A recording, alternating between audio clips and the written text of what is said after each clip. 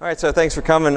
So I want to start out with kind of like the last speaker. I have this gratuitous family photo. I became a grandfather 10 months ago, and so thank you. As in the Grandpa Handbook, you have to share photos of your grandchildren as much as possible. So so I slipped this one in. But if you looked at the shirts, you'll see it's pretty relevant to the talk, at least kind of, sort of. So.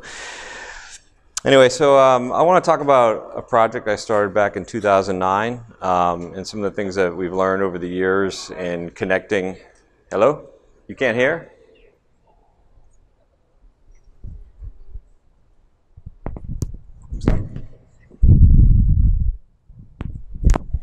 Is this better?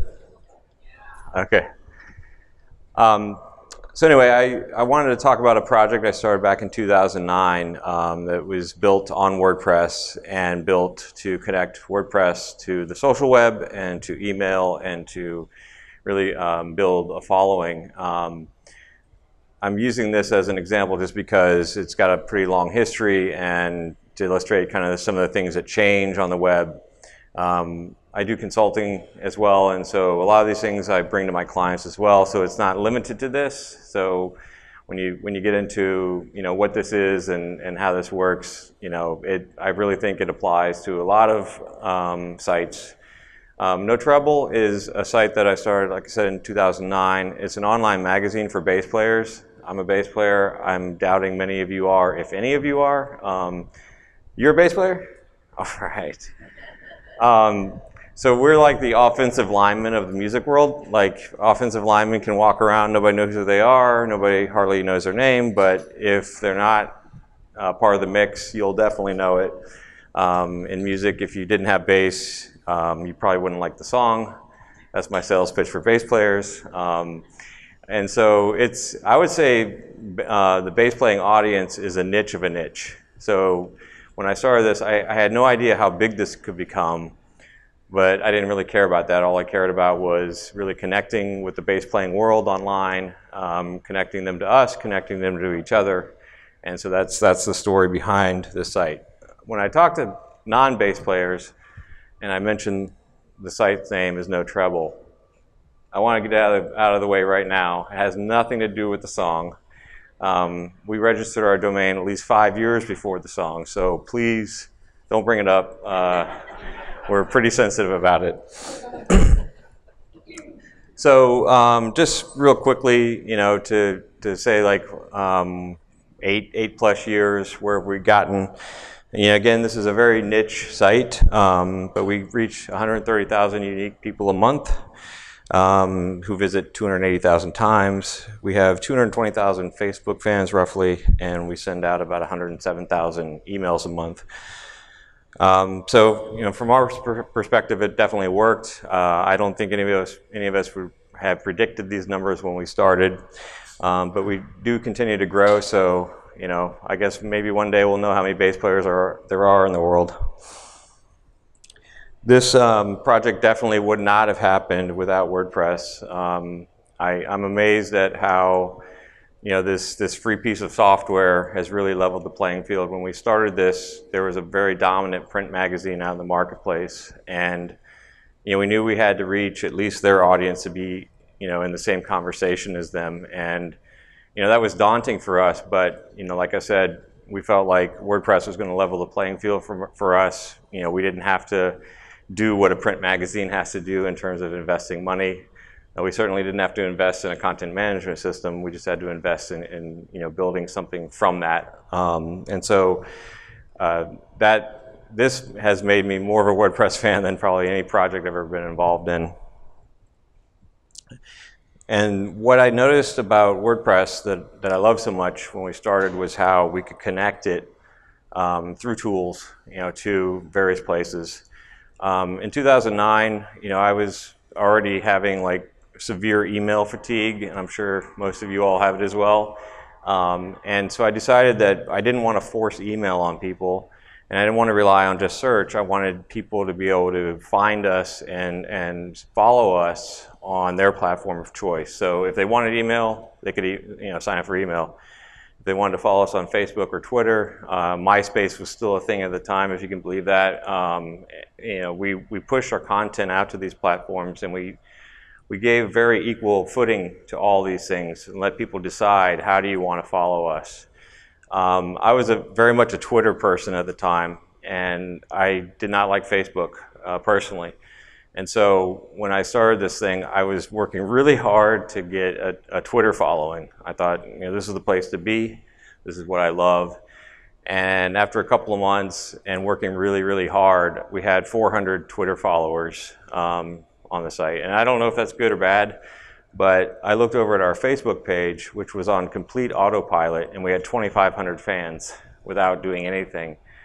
And so, to me, the audience really spoke and said, we want to follow you on Facebook. So I said, okay, I'm going to stop investing in Twitter and start, investing in Facebook.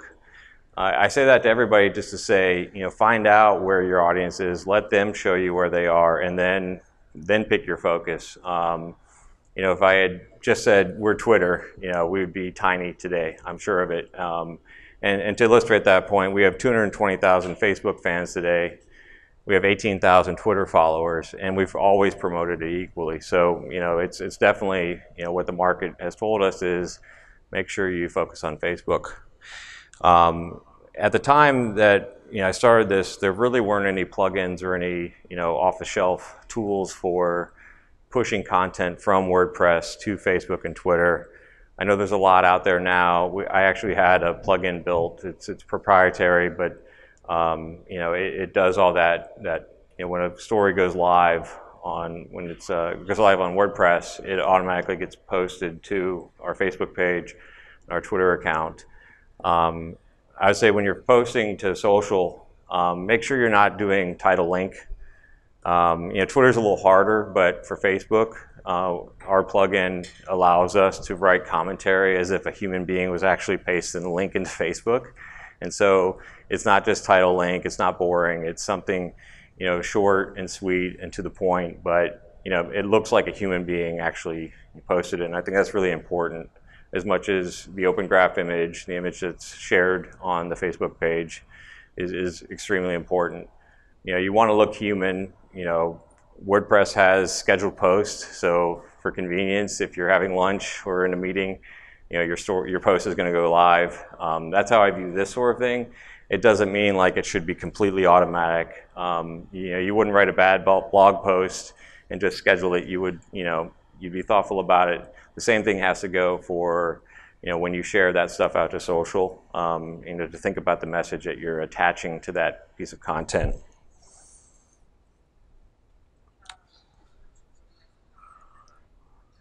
So we have a lot of competitors in this space, and I see this, a lot.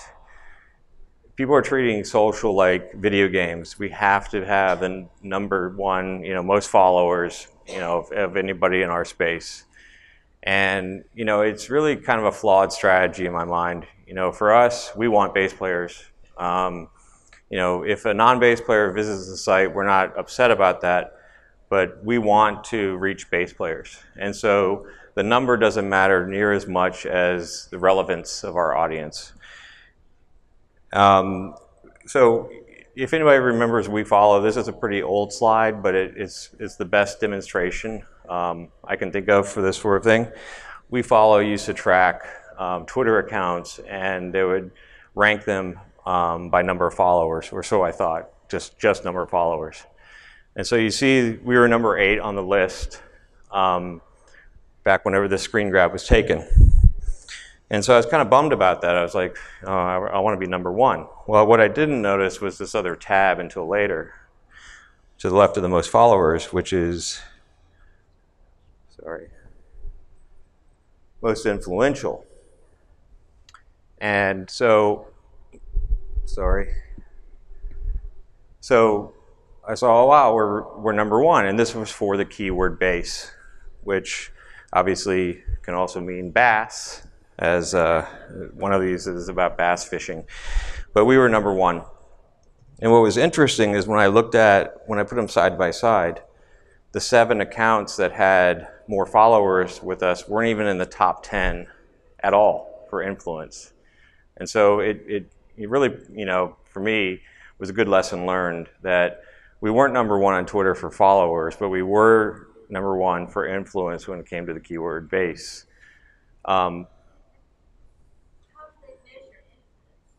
It was measured based on, I don't think Twitter had likes back then, but it was, I think it was measured at, it was definitely measured on how many people were mentioning you and retweeting your tweets.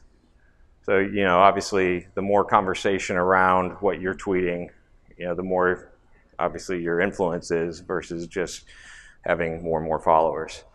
And I mentioned my competitors. The reason I know there was like a lot of bad tactics is that my family and friends will follow no trouble just to see what's going on because they're family and friends. So on Facebook, even my daughters were getting friend requests from people who were part of competing publications. And if they did accept the friend request, guess what happened? Hey, like our page. And they were following them on Twitter.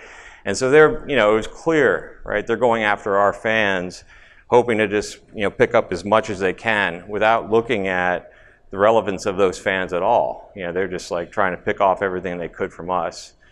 And so there's only one reason they would, you know, start friending my daughters, you know, who are not bass players.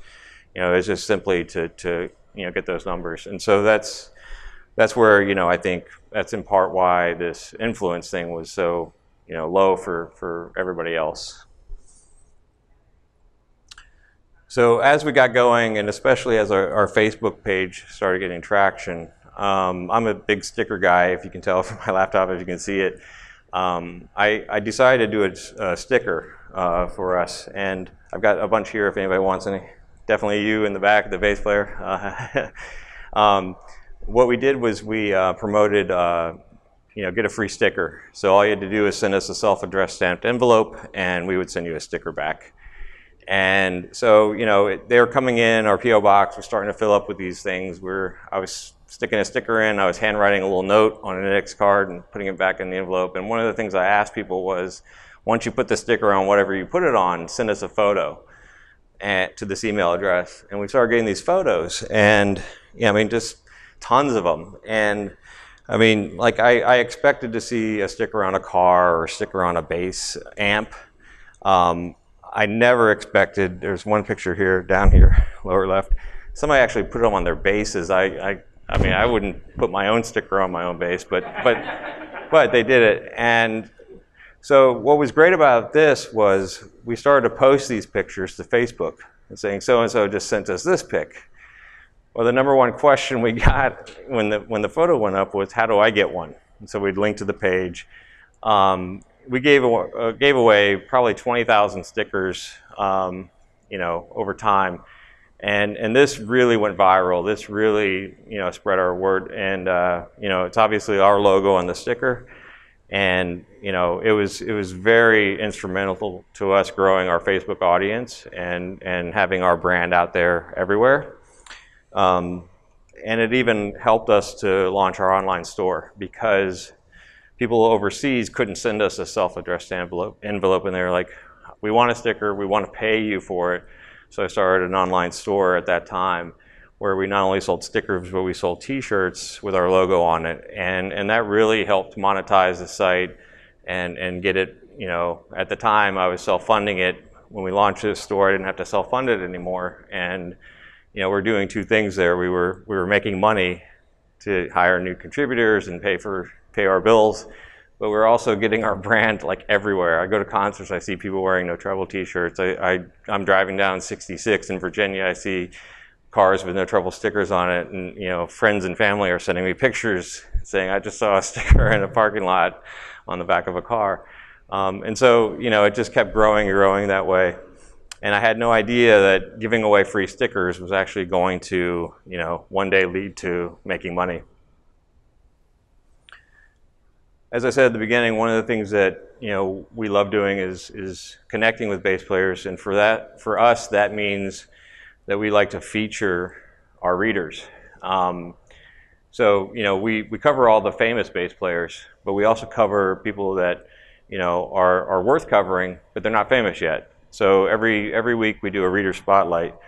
We have a questionnaire that they fill out on the site, generates an email. We review them. We pick out the ones that are the most interesting and we feature them. And this is a huge thing for our readers. And of course, they're sharing it all over social, their own accounts, and that helps spread the word. And it really gives back to the community. It's my favorite. This is my favorite piece that we do every week. We also, in the world of bass, if you think about classic cars, the older the instrument, the more vintage it is, the better it is. And so we do this thing called old school, where our readers, a lot of them have really old vintage instruments with a lot of them have a really cool story behind that instrument. And so we do kind of the same thing with the Reader Spotlight. We have a list of canned questions that we ask about the gear. And this is like one of our top features when we do it, because like if you go to a car show, and somebody's got a 57 Chevy in original condition, that's going to get a lot of eyeballs and a lot of attention. It's the same thing in the bass playing world. You have an old 1963 Fender Jazz bass, it's in original condition with a cool story behind it, it's going to get a lot of clicks and a lot of views. And this is a real win-win for us because it's content we really don't have to create. It's super popular with our readers, and it puts a spotlight on our readers as well. And the last thing we do is we do a daily video, which is really curated from YouTube. It's everybody on the team's always on YouTube anyway, looking at videos with bass players, and our readers are putting out phenomenal videos. A lot of them are, and so we feature them that way as well as part of the mix in our daily video that goes out every day. So for all of you that have Facebook pages, I can't remember exactly when now, but there was definitely this shift where having a Facebook page and a WordPress site and connecting them was like fish in a barrel. And then something changed in the algorithm. Now it's a lot harder to get into the feed when you have a Facebook page. They're getting devalued. And at the time that this started happening, I was getting pretty nervous because we were getting the bulk of our traffic from Facebook, and I was like, we can't have this and them changing the rules on us. We're going to lose unless we adapt.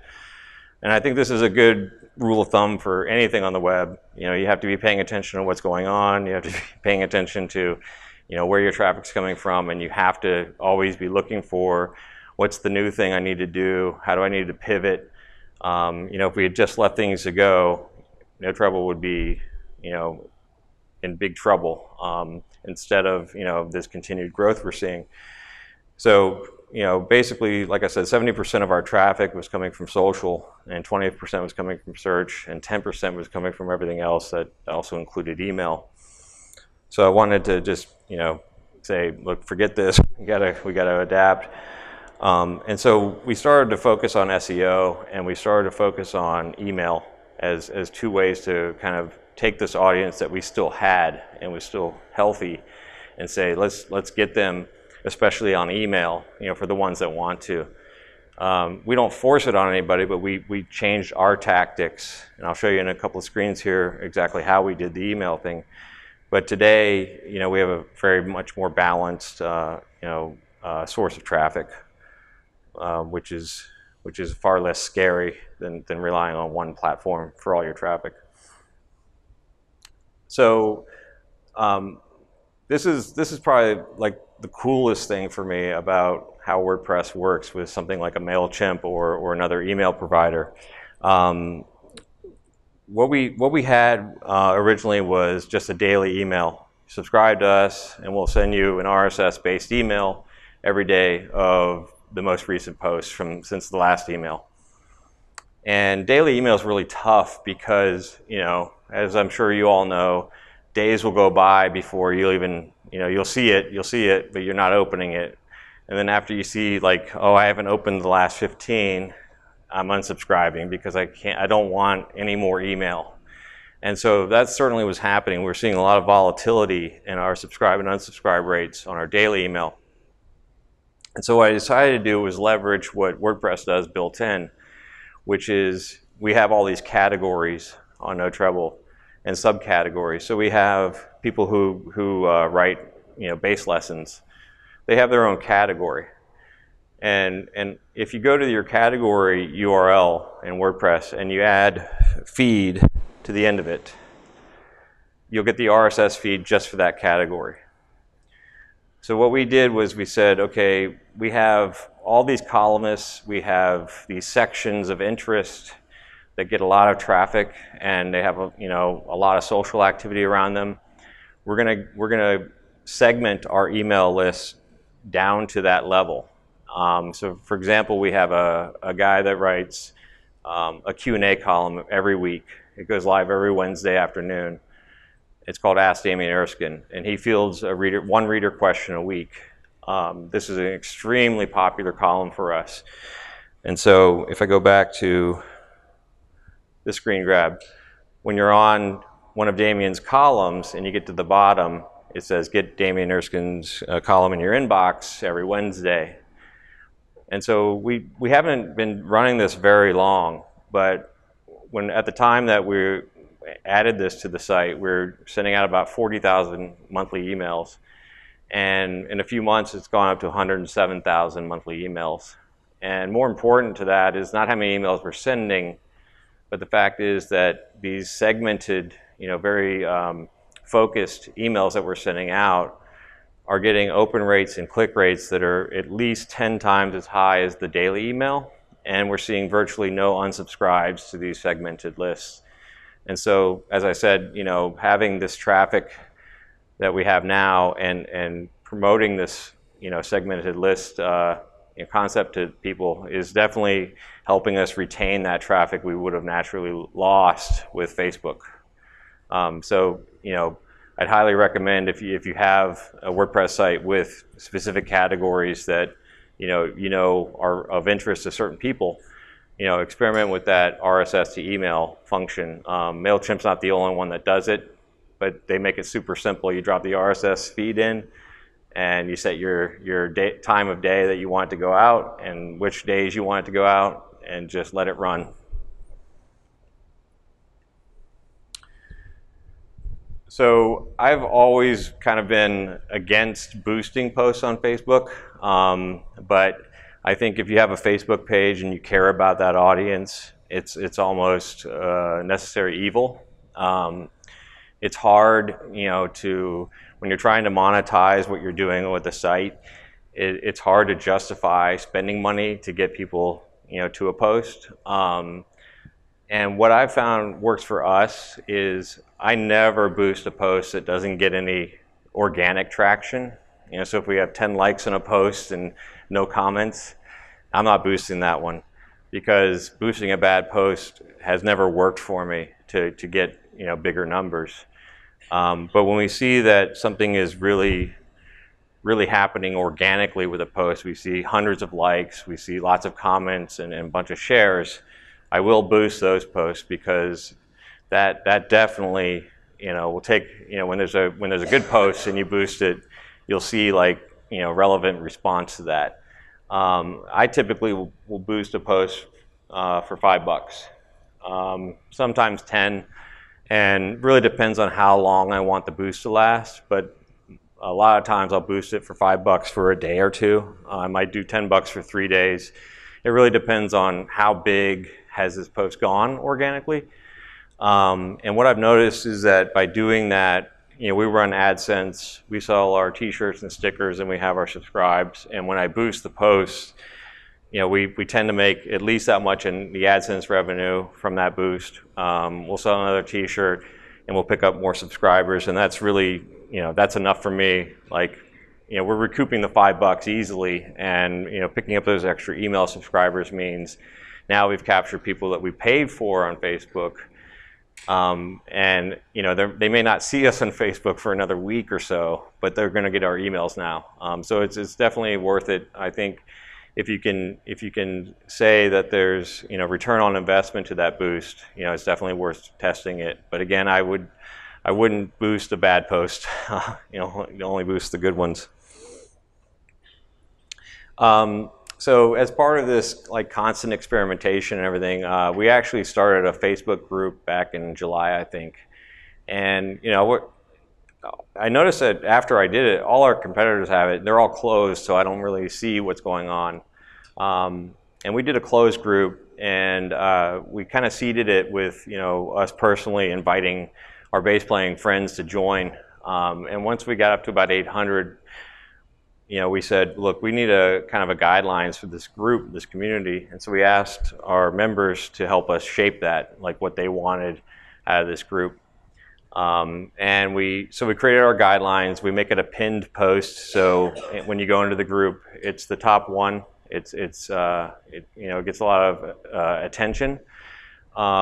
What I've found with a Facebook group is that it's really bad at driving traffic, at least for us. We'll post a story here and there. We're not using it for that. We never intended to be like, hey, we're going to keep posting our stuff over and over and over again. We really wanted to. This is an extension of how we want to connect bass players to each other and to us. And so there's tremendous conversations going on in there, but when we do post a link, it's really bad. Might get a few likes. It's really not generating any traffic. So I'm not quite sure what to do with it other than, I think it's healthy for us to have this. They are seeing our brand when they go into the group. It's a really good community. We're up to 5,000 people in there, and they're having really, really solid conversations about bass playing. We're not having to police it. I mean, we look at it every day, but we're not having to really, bust people or ban them or delete stuff very often. But so I don't really know, it'd be interesting to talk to other people that have groups that are using it beyond that. But certainly for us, it's not a traffic boosting thing. The other thing we've been experimenting with is Flipboard. And the only reason I was like, man, Flipboard's still around. I haven't used it in ages. But I noticed in our Google Analytics that we were getting hundreds of visits a day from Flipboard. So I decided to check it out. So I went to sign up. They said, oh, you already signed up.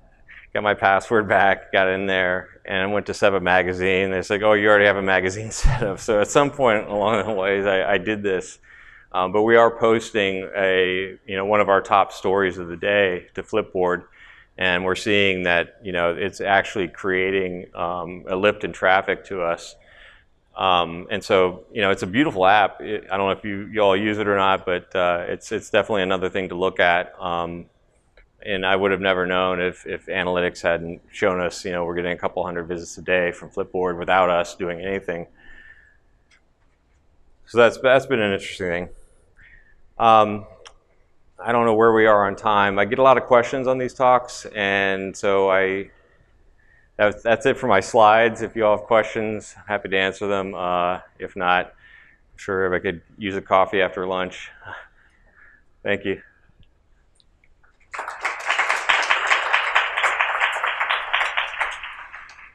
You had a question?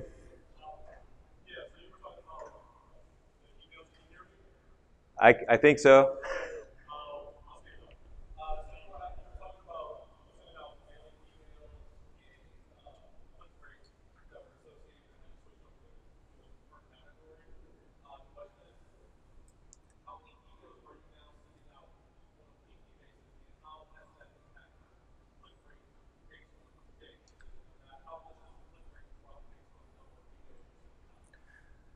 So we're sending out, like I said, when we had just our daily email going, we were sending 40,000 emails out a month. And when we added the segmentation, we've grown that to about 107,000 emails sent a month, with not much growth in the daily.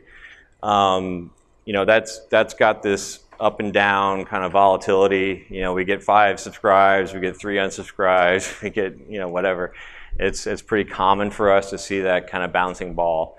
But what's happened is as people are visiting, the column that they love, this one contributor, a bass lesson that comes out every other week or whatever, they're seeing that subscribe box specifically for that category. They're subscribing to it, and like I said, we're seeing click-through rates and open rates that are at least 10 times as high as our daily email with virtually no unsubscribes. And so it's definitely panned out to, this is definitely the direction in the future in which we want to build our email. Because it's proven out to be so effective. People really love specific things within the site. That daily email is way too much information for them. I think we probably have 15, maybe 18 email lists now going out with the segmentation, and they're all growing. Even the daily video, we do have a daily email that's category based. Get the daily email in your inbox every day at 1 o'clock. That's one of the healthiest lists we have on in terms of growth. Anybody else? Okay. Thank you.